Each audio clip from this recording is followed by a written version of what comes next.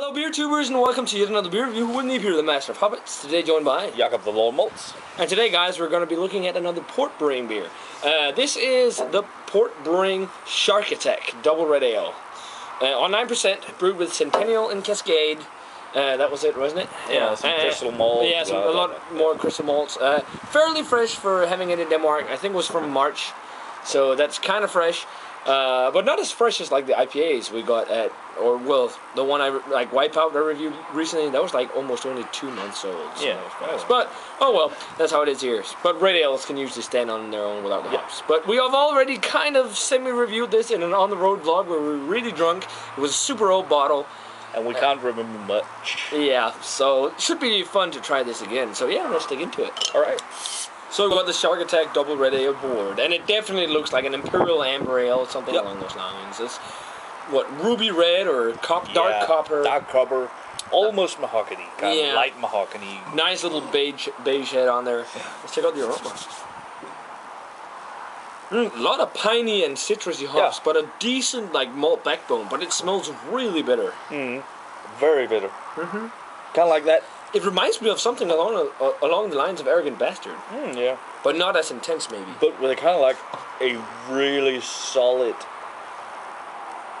malt backbone. Yeah, but that's usually what you find in like the big Imperial red ales.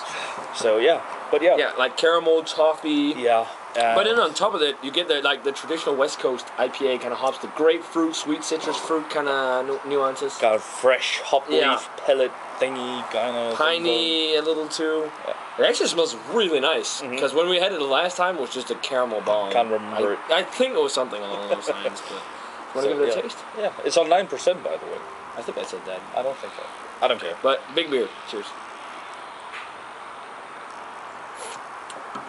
Yeah, that's a big beer. That is a lot like Arrogant Bastard.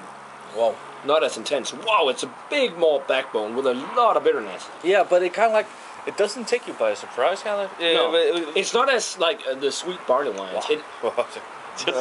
Your aftertaste is good. Yeah, the aftertaste is pretty good. Well, Port Brewing is pretty nice usually. Yeah. And I like how all their hoppy beers are bottle conditioned. That's awesome. But yeah, what do you call the mouthfeel? I would call it medium. Higher side of medium. Exactly. It's kind of like bordering on full, but I wouldn't call it full. I would call it medium on the higher side, as you said.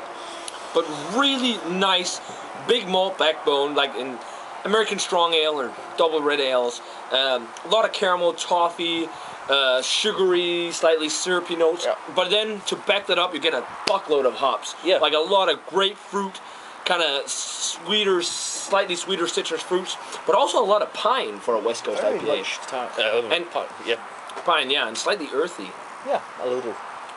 I guess the earthiness might come from the yeast, but I'm not sure at all.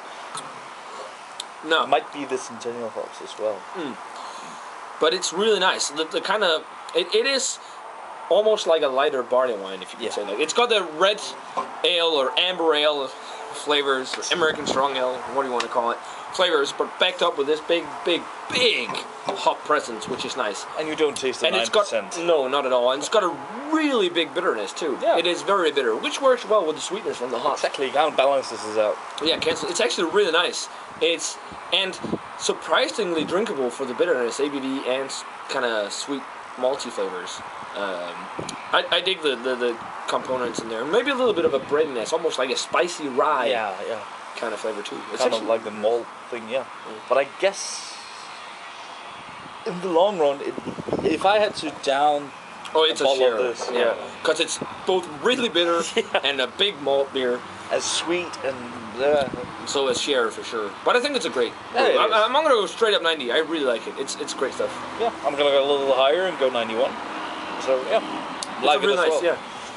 Port Brewing / Lost Abbey. They do some really good beers. So isn't it Port Brewing and then they have this series called Lost Abbey? It's the same thing. It's Port Brewing / Lost Abbey. It's just two different brands, if you can say like that. But yeah, guys, definitely let us know what do you think of the Port Brewing Shark Attack Double Red Ale.